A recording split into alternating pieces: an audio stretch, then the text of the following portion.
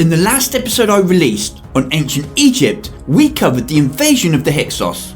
This episode is going to explore what happened next in the era known as the Second Intermediate Period, and in doing so cover the rise of the New Kingdom.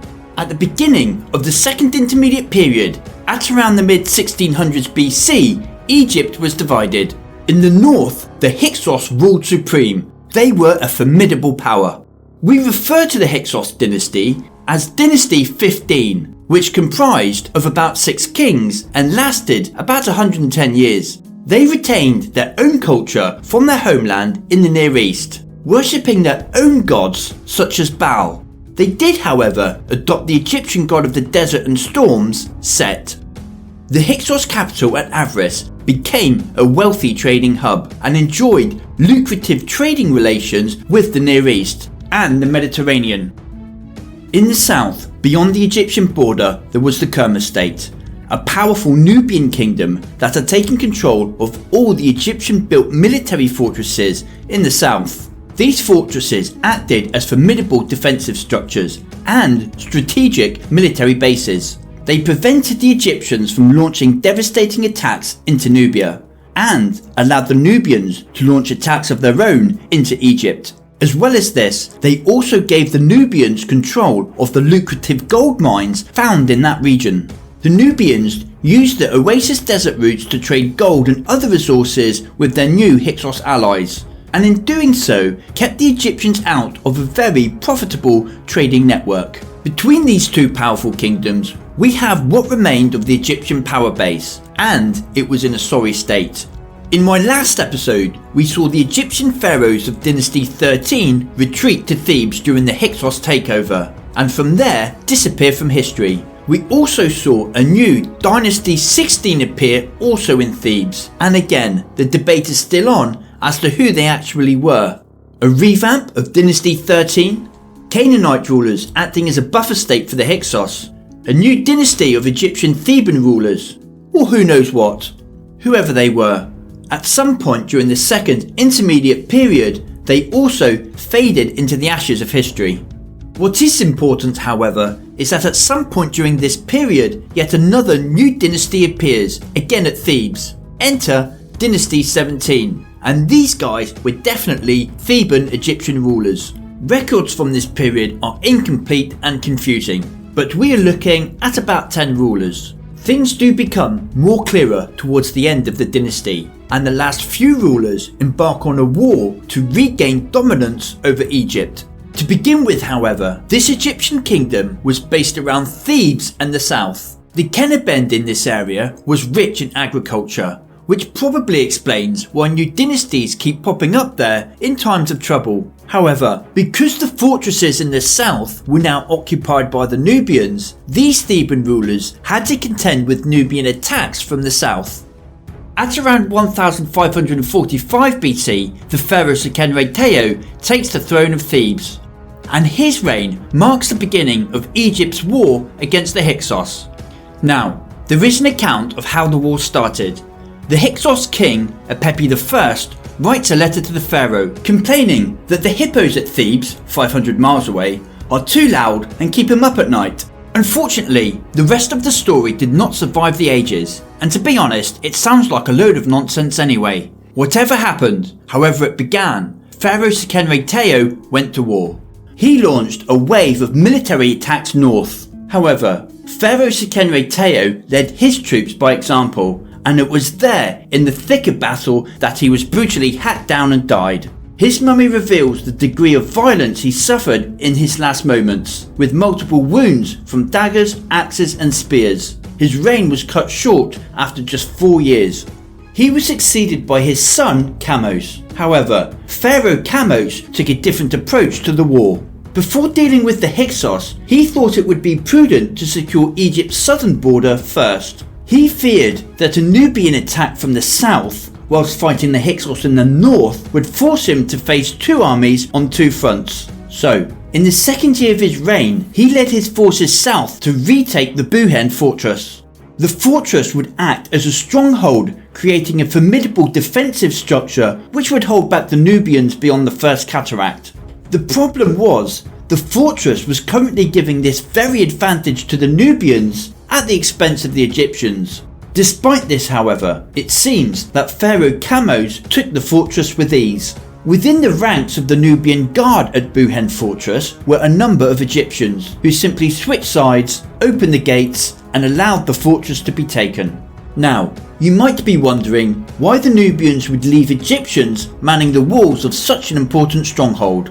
It's important to bear in mind that it was commonplace to employ experienced troops from different nationalities. In other words, mercenary soldiers. Accounts of Nubian warriors within the ranks of the Egyptian army go back as far as the Old Kingdom. After all, they were prized archers and considered formidable warriors. And no doubt that the Hyksos rulers had Egyptians and probably even Nubians under their command in the north. Once the fortress had been taken, however, Pharaoh Ahmose had the good sense to leave it under one of his most trusted officials, commanding some of his most loyal troops, to ensure the same thing didn't happen to him. Once the pharaoh had returned to Thebes, he launched his campaign north. As he marched north, he attacked towns and razed them to the ground without mercy. Then an interesting incident happened. The Hyksos had been using the desert routes to communicate with the Nubians, and some of the pharaoh's scouts operating in the area captured some Hyksos messengers. In their possession was a letter. The Hyksos king of Pepi was asking the Nubian ruler to attack from the south so that Egypt would face two armies on two fronts. And in return, all Egyptian territory would be divided between the two kingdoms. Of course, Pharaoh Ahmose had already anticipated this move. By retaking the Buhen fortress in the south, he had ensured that any Nubian attack would get bogged down in a long siege, allowing him to continue his campaign north. The pharaoh interpreted this message as a sign of desperation by the king of the Hyksos, and as a result, it emboldened his resolve. He sent the messengers back to King Pepi with a message of his own.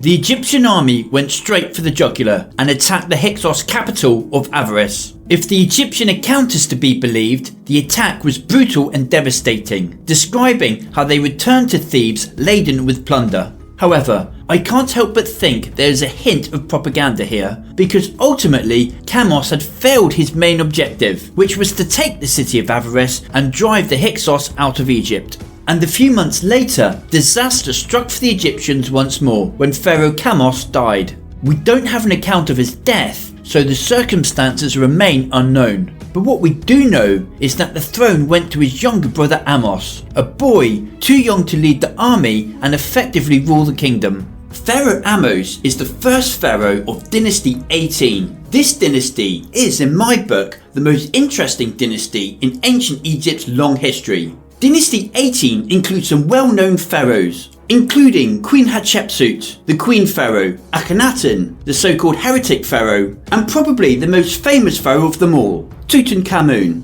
But it all began here with the reign of Ahmose I. In the meantime, his grandmother Tesheri and his mother Ahotep both acted as regents until the boy came of age.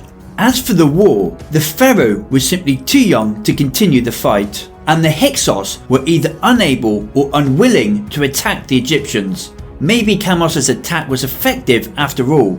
Even the Nubians were kept at bay behind the fortress at Buhen, and so a stalemate existed between the three kingdoms for about 10 years. By 1529 BC, Pharaoh Ahmose was now mature enough to take the reins of power and would prove himself to be a capable military leader.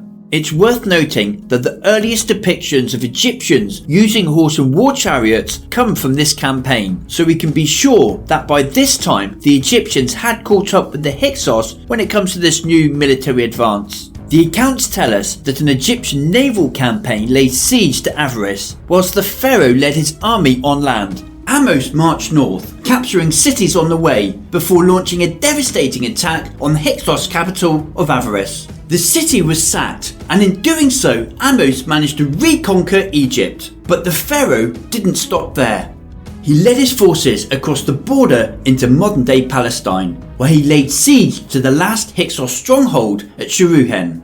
After a long siege, the city was taken, and his victory was complete. Ahmose installed a loyal garrison there to leave an Egyptian presence in the area. He then continued his campaign north, attacking and looting cities on his way, before returning home. But Pharaoh Ahmose didn't stop there. After his successes in the north, he turned his attention south. He spent the latter part of his reign campaigning in Nubia, and his goal was to secure access to the gold mines found there. Eventually, he conquered all the way to the Third Cataract. When the Pharaoh Ahmose died, he was still only in his 30s. He began his reign as a small boy, too young to rule and in a time of war. However, by the time his reign had ended, he had expelled the Hyksos from Egypt and extended his northern territories into the Near East. As well as this, he had managed to conquer deep into Nubia, enriching the kingdom with Nubian gold. His rule marks the beginning of the 18th dynasty, arguably the most successful dynasty in Egypt's long history. And in doing so, he also founded a new Egyptian empire and the era we now refer to as the New Kingdom. Thank you for watching, and if you like my content, don't forget to like, share, comment and subscribe. Have a great day.